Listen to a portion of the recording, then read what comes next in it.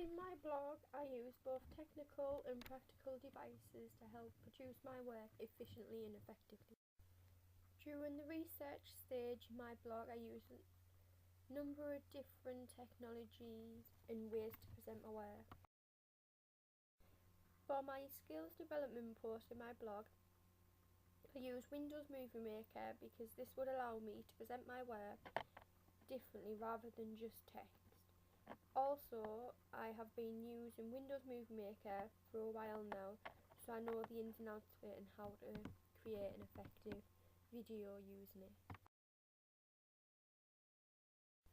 For the marketing campaign, research and reflection, I used the microphone on my laptop to record my voice and all my opinions I was speaking and post it onto SoundCloud.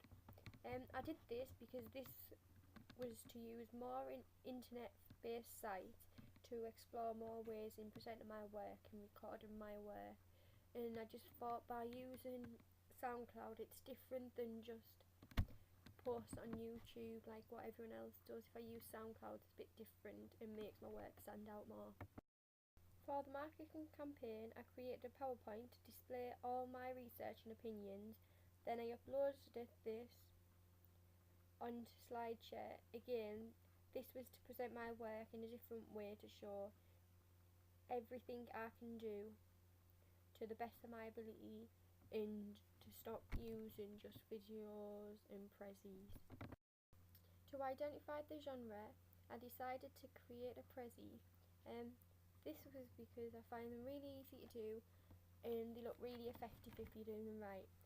I also recorded myself on my laptop using my webcam of me speaking and posted that on YouTube and embedded that in my blog, in my prezzy. This was because it's just different rather than just typing it all up. If I speak it then I can get more in and it sounds more natural. I also created a PowerPoint and uploaded it onto SlideShare to post into my blog.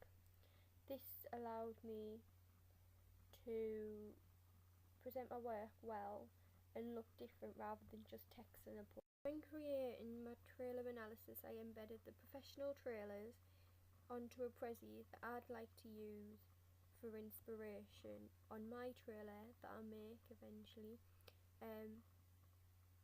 Then I describe them and analyse them through text on the trailer, on the prezzy in detail.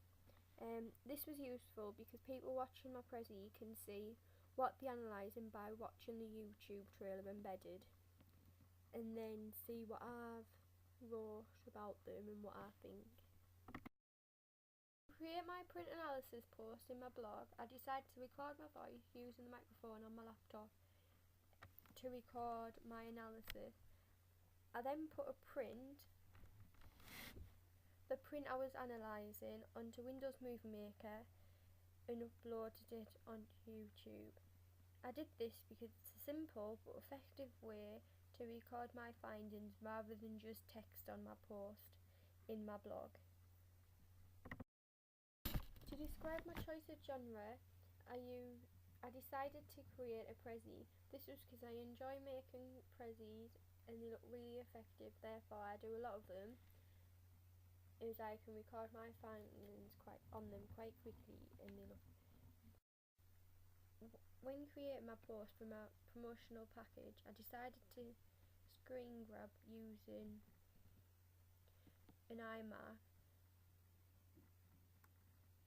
I just screen grab social networking pages on the Paranormal Activity, Twitter and Facebook and put them on a PowerPoint to allow me to write about them and help me add detail more. I then posted my PowerPoint onto SlideShare, therefore I done this to allow me to present my work in various different ways within my blog. For my primary research in my blog, I decided to create an online survey to ask my target audience about what they think included in the horror genre. I asked a lot of my friends and classmates and people who don't really know about the horror genre to get lots of different types of feedback, which would help me work and improve my work. Then print screen the answers using an iMac and post them on my blog. I did this because I've never really used an online survey before, and I just thought by doing this, it's a different way of gathering information and finding out new information rather than just asking people face to face. And by doing this, I have a different way of recording my information too. I then embedded the Walking Dead trailer into my blog along with the Walking Dead poster and a magazine front cover.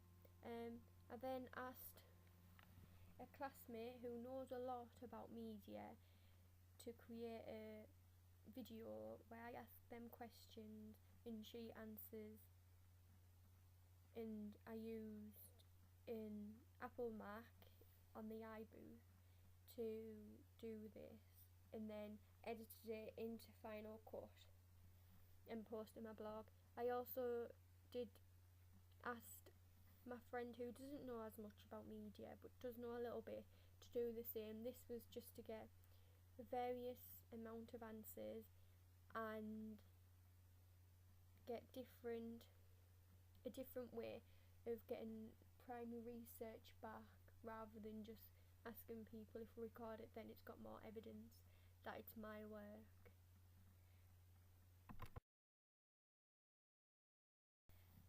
For my secondary research, screenshot my findings and posted that on my blog and then wrote about it. This was just to find a bit of evidence, and then I wrote about it just in my blog, because rather than just doing prezzies and videos, I decided just to write just so it looks a bit different. I then created my own BBFC certificate on Photoshop, and then took screenshots on that using the Apple Mac again, and then posted all the screenshots step by step in Final Cut to make a video of me making it for evidence, and then posted that on my blog from embedding it onto YouTube. When doing my sound mix research, I decided to watch a number of different trailers from the horror genre, including The Evil Dead and The Conjuring, and then do a hand-drawn timeline of the sound. I did this to make sure I know what sounds included, when, and how it's used. I then scanned it in using a scanner and posted that in my blog. I then decided to create my own sound mix on GarageBand. I dragged a number of different sounds that I thought was useful and fit with the quarter conventions of the horror genre, and then dragged them onto The Evil Dead's soundtrack just to make it my own and make it a bit more in the horror genre.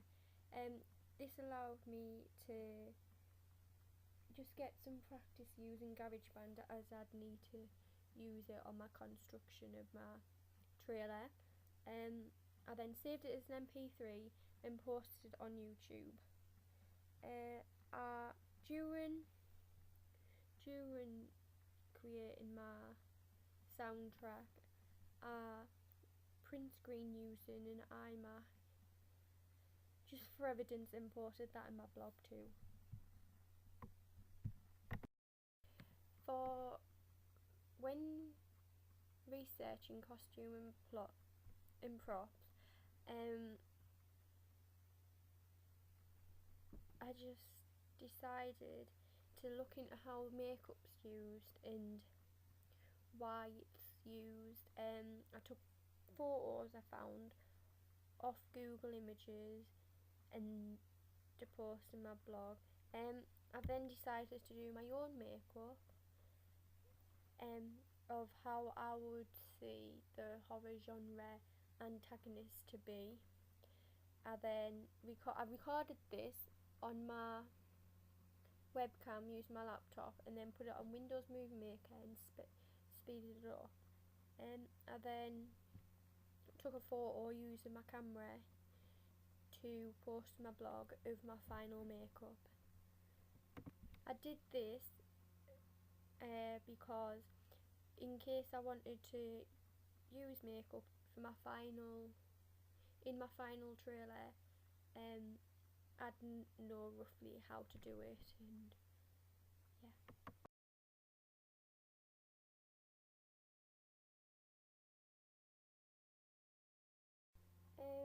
When I was out one time, I was walking down a path and it just looked like a typical horror location which fits with codes and conventions.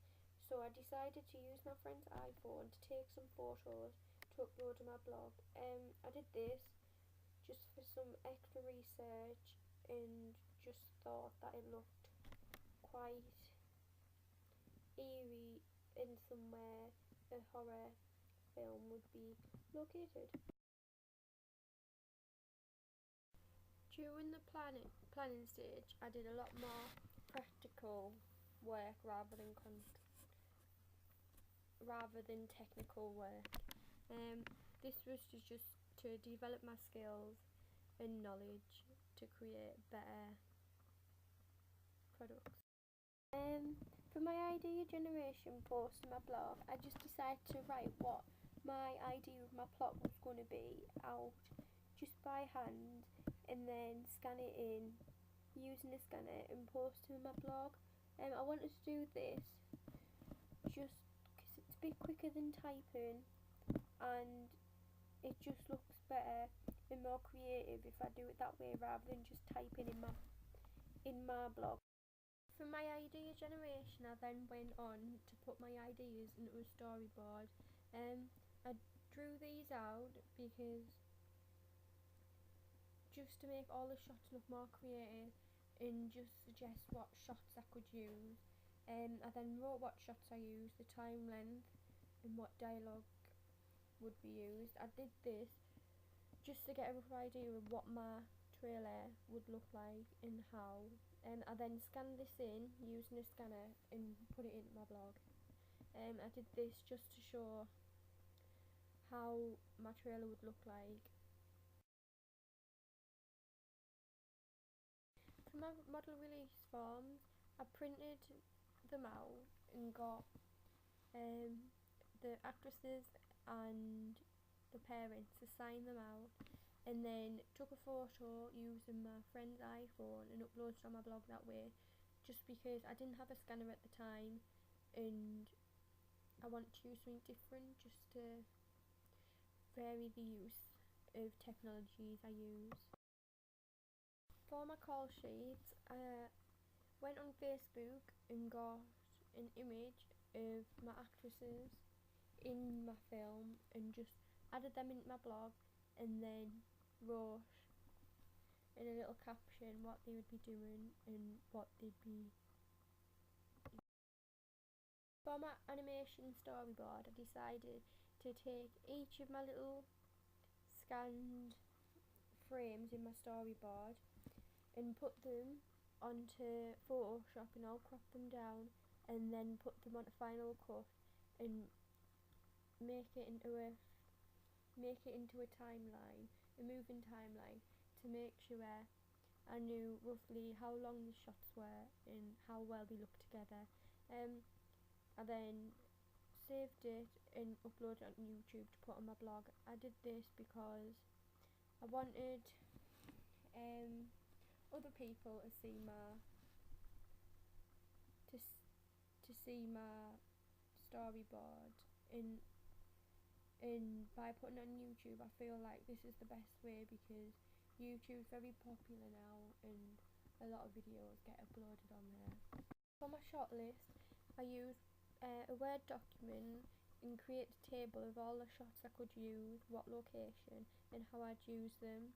I then print screen this on an Apple Mac and then post this in my blog. I did this because it's a quick way of making a table and it's really effective.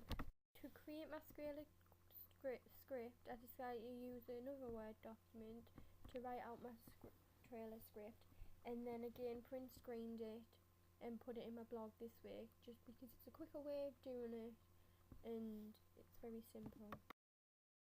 For my flat plans of my print products, I decided to draw and post there, and then use a bit of colour. I then scan them in using a scanner and put them onto my blog that way. This is just an effective way, just the detail on the magazines in the poster to make sure that you have the same amount of detail. When comparing my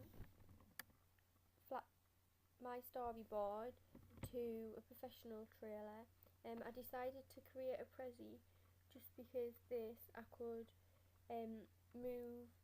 create a path to move from one trailer to the other. I decided to take my flat plans and put them along in the timeline and then write about mine, and then go onto YouTube and embed a video of the professional trailer and then screenshot all of their shots and then write about theirs and then do a little reflection. And I did it this way because I like doing Prezis, and when using Prezi you can see how it all flows and go into detail about everything. When using After Effects, this is both on the planning and the construction stage.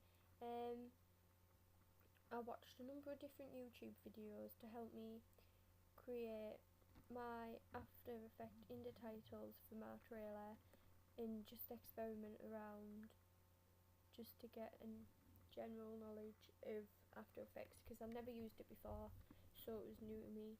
I think I did it quite well to say that I've never used it before, and the first thing I did make was my intertitle saying myth, which worked out very well. I did this because it's just different than just you creating an intertitle for trailers just on Photoshop, because them ones don't move and they don't look as effective as what After Effects can make them do. To experiment with fonts, I took a number of different fonts from dafont.com and just played around with them to see which ones would work best on my trailer, on my print products. I did this because I just felt like I needed different fonts rather than just using the typical ones on Photoshop, just to vary my use of the internet on my print products and on the construction stage. So I did this just to make it look a lot more efficient. I then print screened this on an iMac and posted it in my blog. In the construction stage, I used the same amount of digital technologies as well as technical technologies on the computer. This was just to create my final products and make them good. To create my institution logo, I went onto Photoshop and created it. I did it on Photoshop because I know my way around Photoshop quite easily and I can make quite an effective logo quite quickly. I print screened it as I was going along making it, just to show how I created it and use this as evidence so I could write about it in my blog. When creating my poster and magazine, I had all my text worked out of roughly where it was going to be and how how big they were going to be before I put my image on. I did this on Photoshop because I know the ins and outs of Photoshop quite well, and I know that posters can be made quite effectively and quite quickly on Photoshop. I took text from dafont.com, like what I said earlier, and used my flat plans to work out all the spacing, and then I was print screening as I went along using iMac, and then put all my print screens onto a Final Cut video for evidence, and post that on YouTube and post it in blog just to show that I did it and this is how I did it, in which format it went. In my trailer I videoed all my shots using from my storyboard using a video recorder and a tripod. I did this because you can get good shots and it's very still shots. I then upload them all onto Final Cut and drag them onto Final Cut. I use Final Cut because it's very effective and there's loads of different animations and effects you can do on that. I then saved it and put it on YouTube to post my blog. I upload it on YouTube because it's a quick way of putting it into your blog, and then more people can see it to get more feedback. I then decided to get feedback on my print products and my trailer just to improve the rough cuts for my final one. I use social networking sites such as Twitter and Facebook. However, a lot of the people I did ask didn't really know anything about media and media techniques, so they just said basic things. So I decided to ask more classmates who do know a lot about media because they've been teaching it, and also my teachers. This allowed me to get a variation of different feedbacks to help me improve them. I then print screened the feedbacks using the iMac and post these in my blog. I did this just to show that I actually did get feedback and what it wrote, and then I typed up what I can improve and why. Using the feedback I got, I then went out and reshot my trailer for my final products, and then again used Photoshop to improve my print products, and then Final Cut for my other ones, for my trailer. I then posted my trailer on YouTube. I did it just the same as before on my rough cuts because they did look very effective, and it's just an easy way of doing it, but looks very professional too. For the final stage, the evaluation stage in my blog, I use more internet-based technologies and computer-based technologies rather than handheld cameras, because I just thought this is a lot easier way to evaluate my work and looks very professional and makes good evaluations. In one of the evaluation, I did a Prezi voiceover. I did this because they look very effective and you don't have to write as much as with a voiceover than if you don't do voiceover. I didn't like this because you can describe everything very well and it just looks very professional and very good. I put all the images of my print products onto Prezi and then describe them. I did like this because it looks very good and it's just a really good way of, Prezi's really good for moving around using the path you've created to describe what you can see and how you've done it.